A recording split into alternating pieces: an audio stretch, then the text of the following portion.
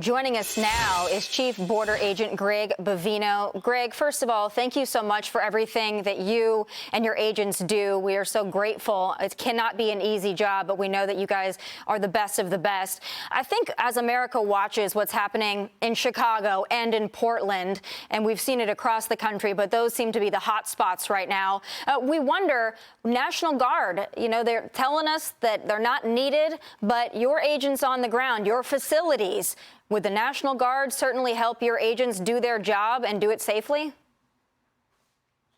Well, Tommy, thanks for having me. Absolutely, the National Guard is going to help. When you have large, unruly crowds like that, folks that are carrying firearms mere feet away from Border Patrol agents and ICE officers, folks that want to hurt, maim, and kill law enforcement officers, and that's where we're at right now, Tommy. Absolutely, we do need those National Guard members.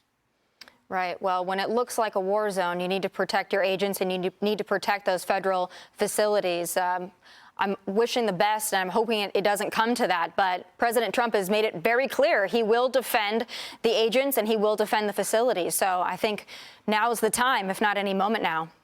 Kevin? Yeah, let me dive in on this. I love what you said there, Tommy, and I think this is super important as we take a look at these pictures of ongoing protests. I just want to ask you this, Agent.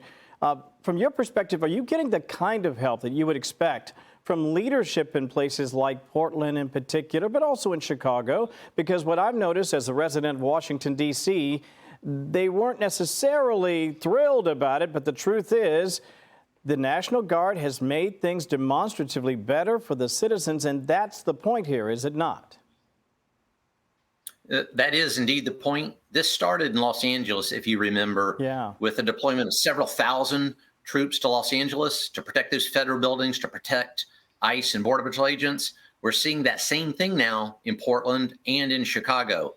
If locals won't step in to help do that job, then we will. And that's what's happening right now is we're going to conduct this mission.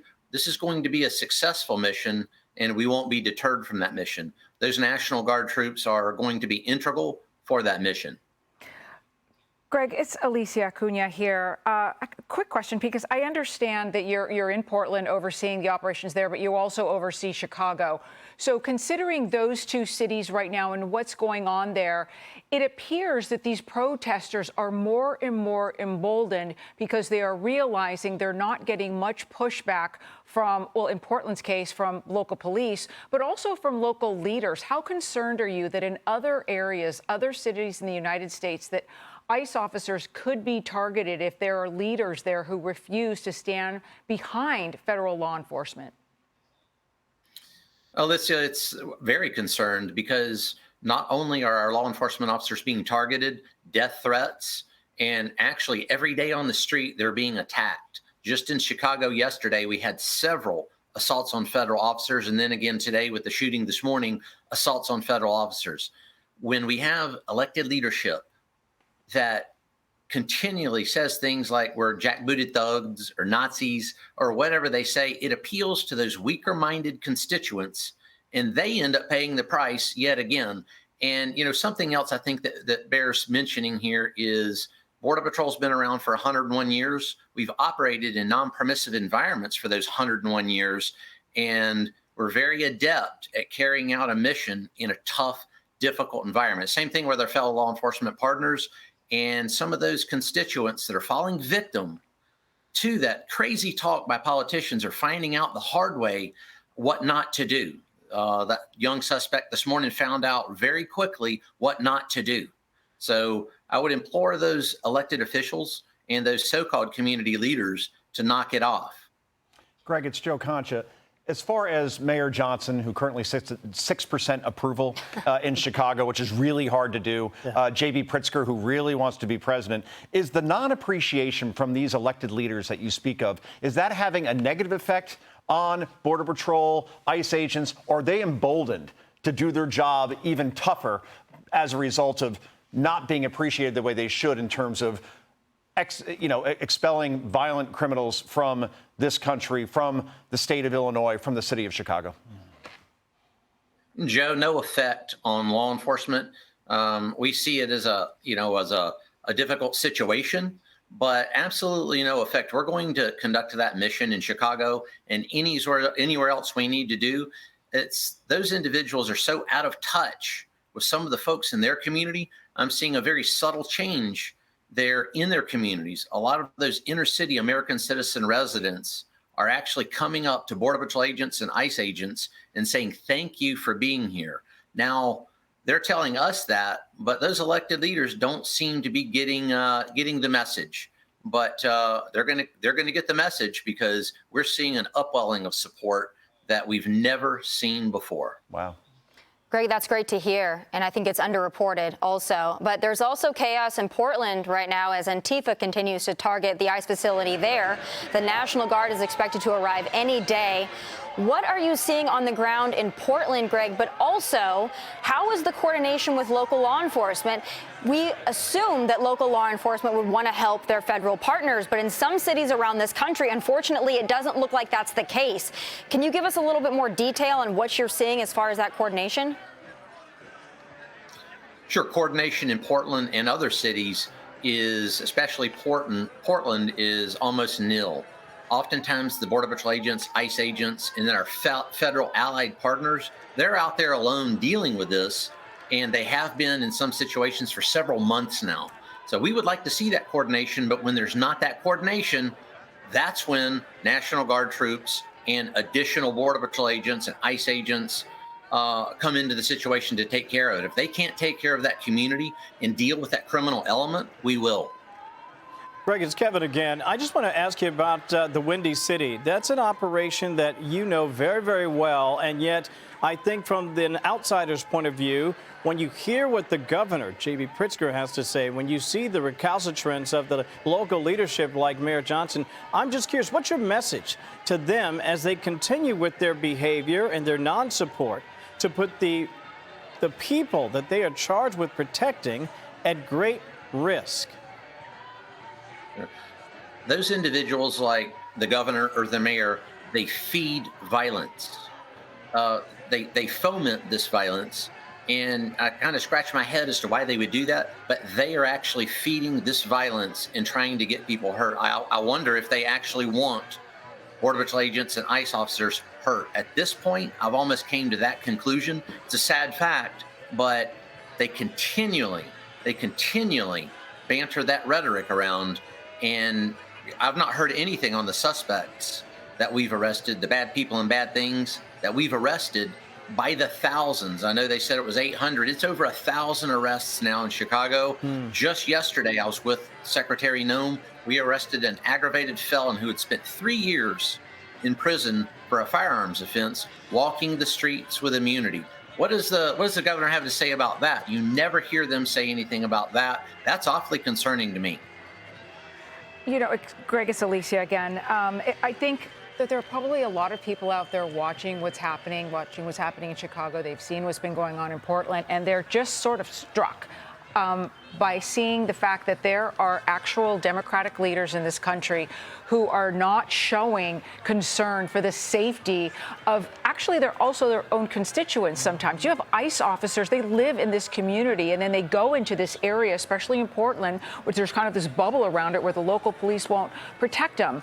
And I'm picking up on Kevin's point a little bit to that effect, but also Camilla Walmsley, she's the director of the ICE office out there in Portland, told our Bill Mallusion that a lot of times you'll have these protest groups of about 50 people. It can turn into 1,000 very quickly, and there are only 20 people protecting the building. And that's almost impossible when you're just talking from a number standpoint. How concerned are you right now? We're always concerned about that. With the advent of social media and the ability for rapid communication, these crowds do form, and they form very rapidly.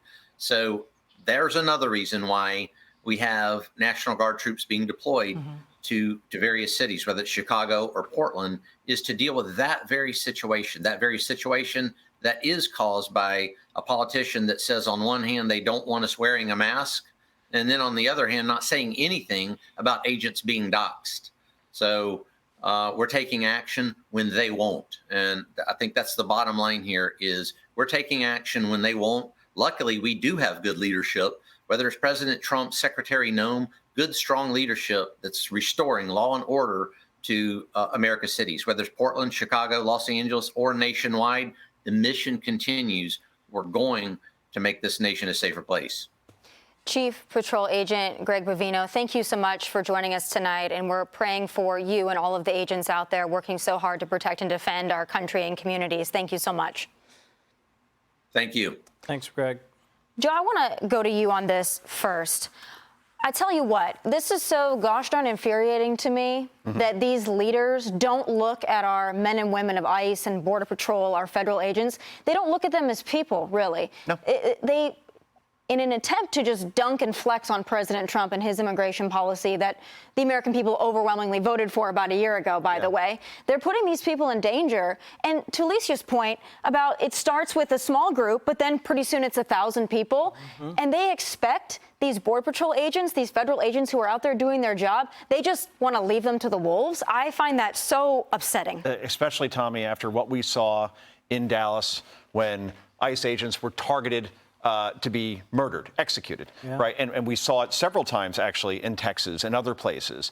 And we don't hear thank yous like we should, because think about the job that they are doing right now. They are removing violent criminals in terms of murderers and rapists and child molesters out of this country who are here illegally. That's like being against a cancer cure. Like, why wouldn't you want these tumors removed from society? So, yeah, the president and Trump should be thanked. Instead, I don't get the flex at all. And then they have the audacity to say that Antifa actually isn't real. It's just a theory. It's an idea. Pretty sure they're real, right? Pretty sure. You're just like the protests were mostly peaceful in 2020, by the way, as things were burning in the background. Fiery protests, that's right. Exactly Thank right. you, CNN. Listen, let me just add this. I think the biggest problem with what you said, which is, I couldn't agree more. The biggest problem here is they are pretending as if their own constituents. Don't forget, these agents, they live in Chicagoland. They live in Portland. They live in Multnomah County.